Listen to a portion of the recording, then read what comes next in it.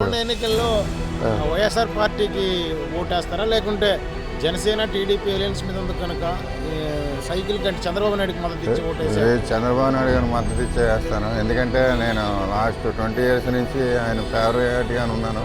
పవన్ గారు వచ్చినా వేరే వచ్చినా నాకు ఆయనతో సపోర్ట్ చేసినా నేను ఎప్పుడు ఆయన ఉన్నంతకాలం చంద్రబాబు నాయుడు గారికి సపోర్ట్ చేస్తాను. ఆయన అడ్మినిస్ట్రేషన్ నచ్చింది, ఆయన పరిపాలన అన్నీ నాకు చాలా బాగా నచ్చాయి. అది సక్సెస్ అవుతుంది. నెక్స్ట్ ఆయన గవర్నమెంటే వస్తుంది 100% నేను నమ్ముతున్నాను. సీట్లు 150 అబోవ్ రావచ్చేమో అనుకుంటున్నాను. కనీసం పట్టించుకోకుండా అన్ని రకాలుగా ఈరోజు మైనింగ్ కానీ ఇసుక కానీ అన్ని రకాలుగా ఈరోజు వాళ్ళ మద్యం విపరీతమైన మద్యం ఈరోజు 250% మద్యం ఈ 4.5 సంవత్సరాల మద్యం మీద రాబడి తీసుకొస్తూ ఉన్నారు. ఈరోజు సాధారణ వాడికి ఈ 40 రూపాయలు ఇస్తూ 200 రూపాయలకి మరి మీరు కష్టపడి కూలి పని చేసుకున్న దగ్గర ₹200 200 రూపాయలు తీసుకొస్తూ ఉన్నారు. ఈరోజు మోసపూరిత హామీలు ఇస్తూ ఏదైతే జగన్మోహన్ రెడ్డి ప్రభుత్వం అధికారంలోకి వచ్చిందో ఇదంతా మోసపూరితం. ప్రజలందరూ గమనిస్తూ ఉన్నారు. ఈరోజు ప్రభుత్వ ఉద్యోగులు కూడా ఏమిటువంటి హామీలు నెరవేర్చలేదు. ఈరోజు ఆరోగ్యశ్రీ బకాయిలు చెల్లించడం లేదు. ప్రభుత్వ ఉద్యోగుల సమయానికి డబ్బులు ఇవ్వడం లేదు. కాబట్టి అన్ని వర్గాల వారు ఈరోజు జగన్మోహన్ రెడ్డి ప్రభుత్వాన్ని చేతి తీసుకుంటారు. ఎప్పుడు ఎలక్షన్లు అని ఎదురు చూస్తూ ఉన్నారు.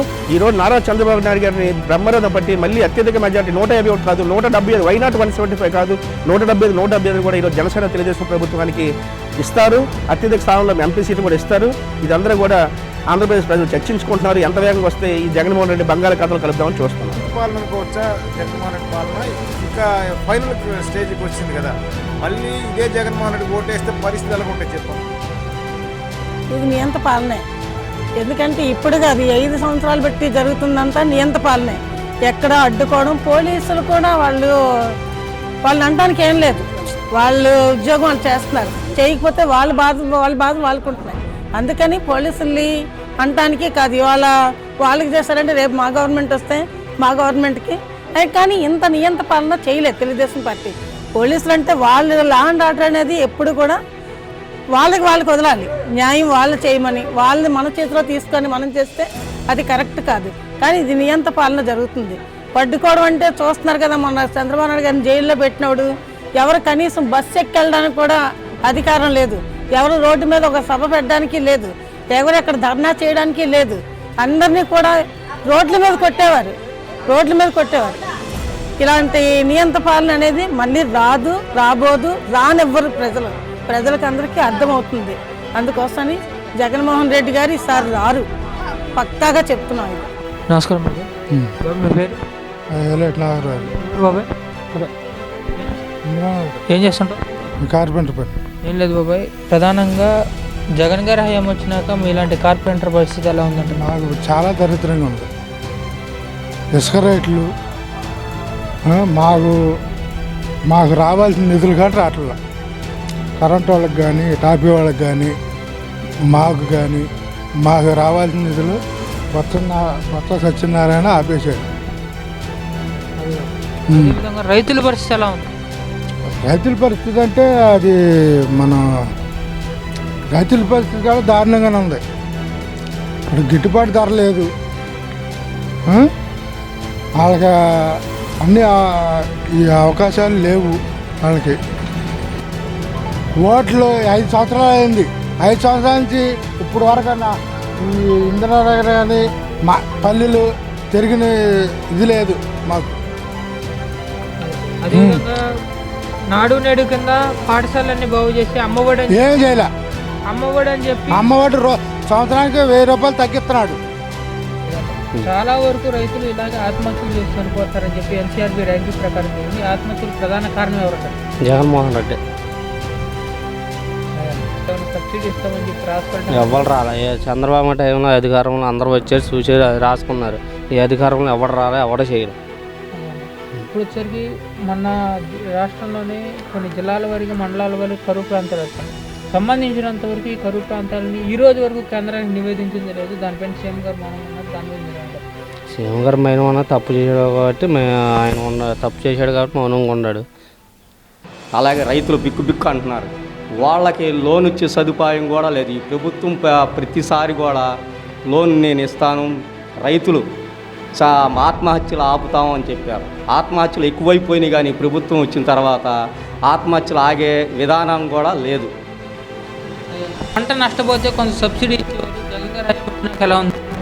లేదండి, ఇప్పుడు చంద్రబాబు నాయుడు హయాంలో రైతులందరూ బక్క చిక్కినోళ్ళు కూడా ఏదో తులమో పొలమో తిన్నారు కానీ 5 ఏళ్ళు నోట్లోకి వెళ్ళినాయి. కానీ ఇప్పుడు జగన్ వచ్చిన తర్వాత ఈ 5 ఏళ్ళు కాదు ఒక ఏళ్ళు వెళ్తానికి కూడా చాలా ఇబ్బందికరంగా ఉంది.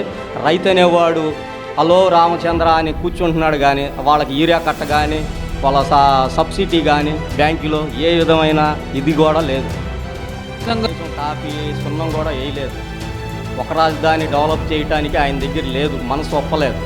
ఏంది చంద్రబాబు నాయుడు గారు చేస్తే నేనేంటి చేసేది అనేది ఆయన భవాన్గా ఇది కానీ ఆయన మనస్తత్వం కానీ నేను ఒక రాజధాని ఆయన చేసి వెళ్ళాడు ఇంత మట్టికి.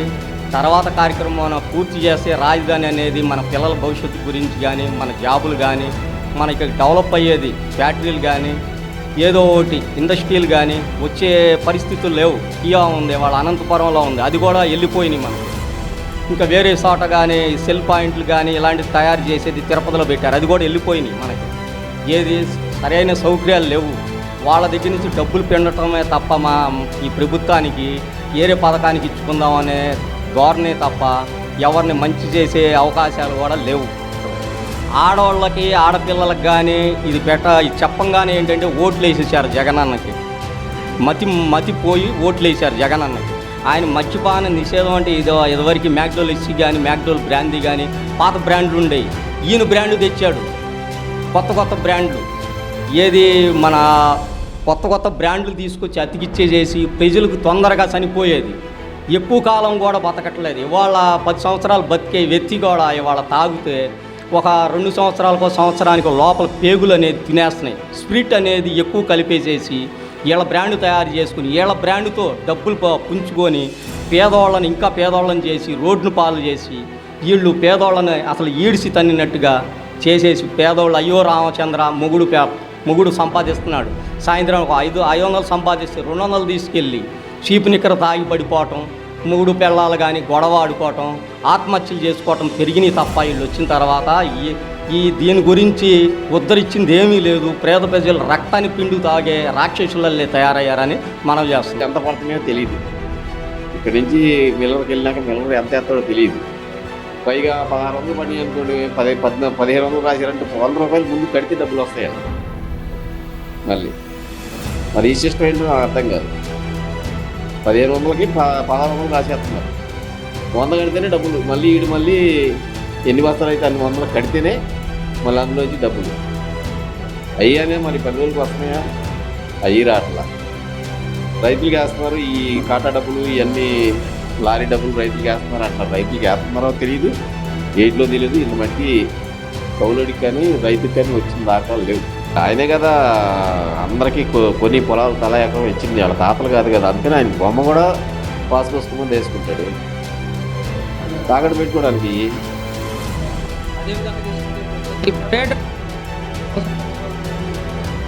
జగన్ గారు నాకు పర్యాటకాన్ని పట్టించుకునే పరిస్థితి ఏర్పడుతుంది.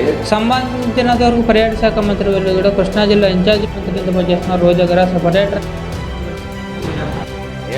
అంటే స్టేజీ పెట్టి డ్యాన్స్ చేస్తుంటే అక్కడికి వెళ్తే అదే పర్యాటక రంగం. పర్యాటక రంగానికి నాటికి వెళ్ళాలి అంటే వెళ్ళే పరిస్థితులు రోడ్లు లేవు. రోడ్లు కావాలి శాఖ మంత్రి గారు ఎలా ఉన్నారు తెలియదు, కానీ రోడ్లు అయితే లేవు. పర్యాటకం అంటే ఆవిడే డ్యాన్స్ చేస్తే అది చూసుకుంటే కూర్చోండి, కానీ పర్యాటకం ఏమీ లేదు. అసలు రైతుని చాలా అంటే మోటగా చెప్పాలంటే చాలా దౌర్భాగ్యతనంగా చూస్తున్నాడు. ఆయనకి ఒక కంట్లో ఒక నలకలాగా మేము ఉన్నాం, కానీ ఒక రైతులాగా కనపడట్లేదు. మరి రైతుల్ని పట్టించుకుంటున్నానని చెప్పడం తప్పితే ఇంతకన్నా నేను దాదాపు 40 సంవత్సరాల నుంచి వ్యవసాయం చేస్తూ ఉన్నాను. ఇంత అన్యాయం ఎప్పుడూ చూడలేదు. కౌలు రైతుల పరిస్థితి ఎలా ఉంది? కౌలు రైతుల పరిస్థితి మరీ దౌర్భాగ్యతనంగా ఉంది. ఒడ్డుపోని 700కి 800కి అమ్మాం. నేను 40 ఎకరాలు చేస్తాను. మరి నాకు ఈ సంవత్సరం 8 లక్షల రూపాయలు పోని. మినుము చూస్తే మినుము లేత అయిపోయి 3 బస్తాలు 2.5, బాగా అయిన వాళ్ళకి 4 బస్తాలు. తీత నూర్పుడు ఖరీదే వస్తుంది. రైతులు అనేది అసలు పట్టించుకోవట్లేదు సార్. ఒక ప్రాజెక్టు రావటం లేదు మన రాష్ట్రంలో. ఒక్క ప్రాజెక్టు అదే చంద్రబాబు గారు అదే ఉన్నట్టయితే 5 సంవత్సరాల్లో కొన్ని వేల మందికి ఉద్యోగాలు వచ్చాయి. కానీ ఈ ప్రభుత్వం అలాంటివి పట్టించుకోవట్లేదు. బొత్స సత్యనారాయణ గారు ఊరికే మాటలు చెప్పడం తప్పితే చేత ఏమీ లేదు. ఆయన అంతా చెప్పేది అబద్ధమే సార్. అదే సార్ మా మండలంలో స్థలాలు కొన్న దాంట్లో కుంభకర్ణాలు జరిగినాయి. అవి ఎప్పుడైతే జరిగినాయో ఇసుక చూస్తే ఇసుక కాడ ఎమ్మెల్యే గారే కాంట్రాక్ట్లు చేయటం, ఒక 10 లక్షలు దాన్ని 20 లక్షలు బిల్ చేయించుకోవటం అలా జరిగింది. కానీ ఇక ఏ ఊళ్ళోనూ డెవలప్ జరగలేదు, కాలనీలు పూర్తి అవ్వలేదు. అదేవిధంగా పట్టిసీమ నుంచి కూడా సకాలంలో నీళ్ళు ఇవ్వని పరిస్థితి ఏర్పడుతుంది. దీనికి సంబంధించినంతవరకు ఇద్దరు ఇరిగేషన్ మంత్రులు ఉన్నారు. ఒకరు వచ్చేసరికి అనిల్ కుమార్ యాదవ్ గారు, ఒకరు వచ్చేసరికి అంబటి రాంబాబు గారు. అసలు ఈ పోలవరం ప్రాజెక్టు గురించే పట్టించుకునే పరిస్థితి దాని మీద నిజంగా చంద్రబాబు గారి లక్ష్యంతో 70% పూర్తి చేసిన పోలవరం పూర్తయి ఉంటే నిజంగా ఆంధ్రప్రదేశ్ మన డెల్టాకి 3 పంటలకు నీళ్ళు వచ్చాయి. ఆ పోలవరం పూర్తి చేయకపోగా పట్టిసీమ వర్క్ చేసే పట్టిసీమను కూడా సకాలంలో నీటి పంపింగ్ చేయకపోవడం వల్ల డెల్టాలో కూడా కరువు పరిస్థితులు ఏర్పడినాయి.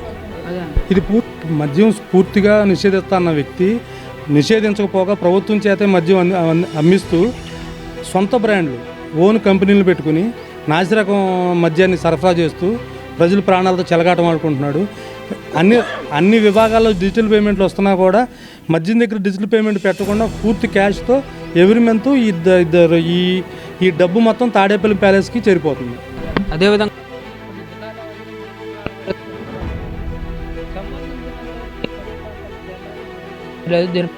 మౌనంగా ఉన్నారు. దాని మీద ప్రభుత్వం వైఫల్యం అనడానికి ఇది పెద్ద నిదర్శనం అండి. ఇప్పుడు ఏంటంటే కరువు ప్రాంతాలు అనేది తుఫాను జరిగిన ముందు నుండి అలర్ట్ అవ్వాలి. తుఫాను వస్తుందని హెచ్చరికలు వస్తున్నాయి. ముందు జాగ్రత్తలు జరిగి ఒకవేళ వైపరీత్యం సంభవిస్తే అధికారులను పంపించి నష్టపరిహారాన్ని అంచనా వేయడం అవన్నీ జరగాలి. ఏ మండలా జరిగిందని తుఫాను హెచ్చరిక కేంద్రం ద్వారా తెలిసింది. అటువంటిప్పుడు నువ్వు ఆ కేంద్రాలకి నువ్వు అధికారులను పంపించి నష్టపరిహారం ఎంత జరిగిందని నువ్వు అంచనా వేయలేకపోతున్నావు. ఏ మండలం కేంద్రానికి ఏమైనా నిధులు ఇస్తుంది, అది కాకపోయినా వీళ్ళు అంచనాలు వేసి రాష్ట్ర ప్రభుత్వం ఆదుకోవాలి. అలాంటి మండలాన్ని నువ్వు గుర్తించలేకపోయావు కదా. మండలాన్ని గుర్తించి ఇది మండలం ఇది ఎఫెక్టెడ్ ఏరియా అనేది గుర్తించి కేంద్ర ప్రభుత్వానికి నివేదిస్తే అక్కడి నుండి నిధులు తెచ్చుకోవచ్చు. నీ పలుకుబడిని నిధులు తెచ్చుకో, కేంద్ర ప్రభుత్వం నిధులు తెచ్చుకో, నువ్వు సాయం చేయి. రైతు నోటినేయాలిగా. 2 జరగల. సముద్ర తీర ప్రాంతం మొత్తం కొట్టుకుపోయింది, వ్యవసాయదారులు నష్టపోయారు. ఏది ఎవరూ ఆదుకోలేదు. మరి ఈయన గవర్నమెంట్ ఉద్యోగాలు, ప్రభుత్వ ఉద్యోగాలు బొత్స గారు ఏమైనా అవసరంలా. మన విదేశీ కంపెనీలు, సాఫ్ట్వేర్ కంపెనీలు తెస్తే చాలు, వాడు మినిమం 10-20 వేలకి తక్కువ లేకుండా ఎవడైనా జాబ్ ఇస్తాడు. దానికి గొప్ప కంపెనీలు 10,000 తక్కువ లేకుండా జాబ్లు చాలామంది ఇచ్చారు. అటువంటివి ఉన్నాయి. అటువంటి వాటిని కూడా మూసేశారు. అంటే గొప్పవాడు తిట్టితేనే నీకు ఈ పదవి అనే ఆశ చూపిస్తారు. వీళ్ళు కూడా అలాగే రెచ్చిపోయి తిట్టారు, అయిపోయింది. 4 ఏళ్ళు జగన్మోహన్ రెడ్డిని ఎదిరించే దమ్ము వాళ్ళకి లేదు. ఏ రోజు ఒక ఎమ్మెల్యేని పిలిచి మీకు సమస్యలు ఉన్నాయా, మీ నియోజకవర్గంలో ఇది కావాలా అని అడిగితే అతను నాయకుడు. అంతేగాని ఫలానా ఫలానా చంద్రబాబు నాయుడు తిట్టండి, లోకేష్ బాబుని తిట్టండి అన్నది కాదు కదా. 50 స్థానాలు ఇచ్చారు. అంతకన్నా గొప్ప ఇలాంటి పరిపాలన మేము ఎప్పుడు చూడలేదండి. ఇచ్చే అవకాశం ఉండేది. జగన్ గారు ఏమొచ్చినాక పేరుకే కార్పొరేషన్ అంటున్నారు. ఎలా ఉంది? ఇక్కడ ఒకటి ఇవ్వలేదు కానీ ఊళ్ళో ఇచ్చారు. కానీ 4 సంవత్సరాల్లో కూడా ఎవరికి మా ఊళ్ళో మండలం తరపులో కూడా ఇచ్చినాయి. రైతు మీద కౌలు రైతు ఇంకెక్కువ నాశనం అయిపోయాడు. అసలు ఆ పరిస్థితి ఏమీ బాగాలి. చంద్రబాబు గారు ఏంటంటే రైతులకు ప్రత్యేక హోదా బడ్జెట్ ఉందనేవాళ్ళు. జగన్ గారు ఏమొచ్చినాక ఎలా ఉంది? అసలు ఏమీ లేదు. చంద్రబాబు గారు అప్పుడు ప్రతి ఇంట్లో తింటాకి ఉంటాకి ఉండేది. ప్రతి ఇంట్లో ఎంతో కొంత. ఇవాళ ఈ హయాంలో ప్రతి ఇల్లు అప్పిల్లు తప్పితే ఏ ఇంట్లోనూ పచ్చగా లేము. అసలు మేము ప్రతి ఇల్లు అప్పిల్లే. ప్రతి ఒక్కరికి రైతు భరోసా చేస్తారంటారు. అదంతా అబద్ధం. అసలు అదంతా అబద్ధం, మాయ, కుట్ర. ఆ కౌలు కార్డు ఉన్న వాళ్ళకే వాస్తవంగా మాకు కూడా కౌలు కార్డు డబ్బులు పడాలి.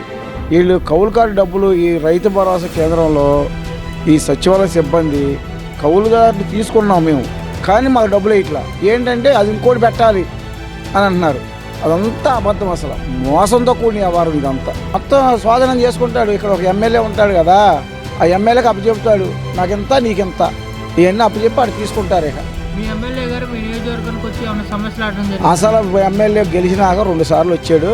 2 సార్లు ఎందుకు వచ్చాడంటే మా కొర్ల కొమ్మారాజు గారు అంబేద్కర్ జయంతికో లేదా జగజ్జీవన్ రావు గారి జయంతికో పూల మండల దండల గెండలు బాగా వేసి బాగా గౌరవంగా చేస్తున్నాడని వీళ్ళు చుట్టూ ఉన్న బ్యాండ్ మేళం అంతా బ్యాండ్ వాయిస్తే 2 సార్లు వచ్చి ఒకసారి జగజ్జీవన్ రావు గారి జయంతికి వచ్చాడు, ఒకసారి అంబేద్కర్ జయంతికి వచ్చాడు. తప్పితే అసలు ఎక్కడికే రాలా. చనిపోతున్నారంటే దానికి కారణం ఏమంటారు? ఇదేనండి, ఇప్పుడు జరిగేవన్నీ తెలుస్తున్నాయి కదా మనకి. రైతుకి గిట్టుబాటు ధర లేదు, ఖర్చులు పెరిగిపోయినాయి. ఎవడన్నా 4 ఎకరాలు పొలం ముడుచుకుంటే ఒక 50,000 అప్పు తెస్తున్నాడు, ఆ అప్పు తీరటం లేదు. వాడు అవతలవాడు ఒత్తిడి చేస్తాడు. అదేవిధంగా ఇప్పుడు వచ్చేసరికి జగన్ గారి హయాం వచ్చినాక సంబంధించినంత వరకు ఏ ఇరిగేషన్ ప్రాజెక్ట్ కంప్లీట్ చేయబడి సరిపడుతుంది? 2 ఇరిగేషన్ మంత్రులు ఉన్నారు, అనిల్ కుమార్ యాదవ్ గారు, అంబటి రాంబాబు గారు. అసలు ఏ ఇరిగేషన్ ప్రాజెక్ట్ పట్టించుకునే పరిస్థితి? అవును, చాలా దారుణం. ఇద్దరు కూడా అసలు ఆ ఇరిగేషన్ మినిస్టర్గా పనికిరాని వాళ్ళు ఇద్దరు. ఆస్తులు అనుకుంటే ఒరిజినల్ డాక్యుమెంట్స్ వాళ్ళ దగ్గర ఉంటాయన్నారు.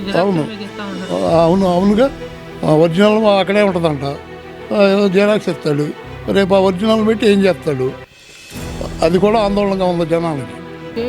పంట అమ్ముకోవడానికి అక్కడ ఒక తేమ శాతం, బయట మిల్లర్స్ దగ్గర ఒక తేమ శాతం చూపిస్తున్నారు. బస్తాకి 7 కేజీలు దిగుతున్నారు, 7 కేజీలు తీసేస్తున్నారు. రైతే ఏ రకంగా ఇది అవుతాడు? మన రాష్ట్రంలోనే చాలా వరకు రైతులు ఆత్మహత్యలు చేసి చనిపోతున్నారంట. దానికి కారణం ప్రభుత్వం వల్ల. అదేవిధంగా ఇప్పుడు వచ్చేసరికి చంద్రబాబు గారిలో రైతులు కూడా ప్రత్యేకమైన బడ్జెట్ ఉంది. ఇప్పుడు ఎలా ఉంది పరిస్థితి? ప్రత్యేకమైన బడ్జెట్ ఎక్కడుందో ఏమి ఇవ్వలేదు కదా. ఇప్పుడున్న గవర్నమెంట్లో ఏ బడ్జెట్ ఏదీ లేదు రైతులకి. అదేవిధంగా పంట అమ్ముకోవాలంటే ఇప్పుడు ఆర్బీఐ కేంద్రాలకు వెళ్ళాలి. దాంట్లో కూడా తేమ శాతానికి, రైతు భరోసాలో తేమ శాతానికి, మిల్లర్స్ తేమ శాతానికి డిఫరెన్స్ వల్ల రైతులు చాలా ఇబ్బందులు పడుతున్నారు. చాలా ఇబ్బంది పడుతున్నారండి. దాని గురించి అయితే చాలా సమస్య ఉంది. అది మామూలుగా మనం ఇక్కడ రైతు భరోసా వాళ్ళు మన దగ్గర శాంపిల్ చేస్తున్నారు, మ్యాచర్ చూస్తున్నారు, అన్నీ చూస్తున్నారు. ఇక్కడ ఈ రేటు పడుతుందని వీళ్ళు చెప్పరు. మీరు మిల్లుకి వెళ్ళి మాట్లాడాలంటారు. మిల్లుకి వెళ్ళినాక 5%, 6% తీసేస్తారు. చేరు ఇక్కడ మనం 1500, 1600 ధాన్యం అక్కడ 1200, 1300 వస్తాయి. ఆడికి వెళ్ళాక మనం రిటర్న్ తీసుకురాలేము. మళ్ళీ లారీ వెళ్ళినాక వాళ్ళకి ఎంతో అంతా వాళ్ళకి గుమ్మరించి రావాల్సిందే. ఇవాళ జగన్ అన్న గుర్తు ఏంటన్నా? దానికి ఏంటి జగన్ అన్నదా భూమి? రైతా? నా భూమికి నా ఫోటోనా ఇంత ఫోటోను, జగన్ అన్న ఫోటో ఇంత ఫోటోనా? అది మెయిన్ పేపర్ మీద జగన్ అన్న ఫోటో, లోపల పేపర్ ఇంత ఫోటో మాది. అది ఎట్లా సంబంధం? రైతుకి ఆయనకే సంబంధం మా భూమి మీద. రైతు భరోసా కేంద్రాల్లో పంట వేసుకున్న దగ్గర నుంచి అమ్ముకునేందుకు తోడుకుంటాయి అంటున్నారు. ఏమీ లేదు. వాళ్ళకి అనుకో ఆ వైఎస్ఆర్ వాళ్ళు ఉన్నారో వాళ్ళదే అంతా, ఇక వాళ్ళ వరకు చేస్తున్నారు అంతే. అదే చంద్రబాబు గారు రైతుల కంటూ కొంత బడ్జెట్ ఉంది అన్నారు. ఇప్పుడు ఎలా ఉంది పరిస్థితి? ఏమీ లేదు. మన రాష్ట్రంలో అనేక మంది రైతులు ఆత్మహత్య చేసి చనిపోతారు, చేసుకుంటున్నారు. మరి ఏం చేస్తారో? వడ్డీలు తెచ్చి చాలలో పెడుతున్నారు. రైతులు పొలాలు ఉన్న రైతులు వ్యవసాయం చేయట్లా, కౌలు చేస్తున్నారు. లేబరు చేసినప్పుడు ఏం చేస్తారంటే ఖర్చులకి ఎక్కడ వడ్డీ తెస్తారు, ఈ పెట్టుతున్నారు. ఈ పెట్టినాక ఏం ఖర్చులు రావట్లా, ఆ వడ్డీ పెరుగుతుంది, అప్పులు అయిపోయి చచ్చిపోతున్నారు.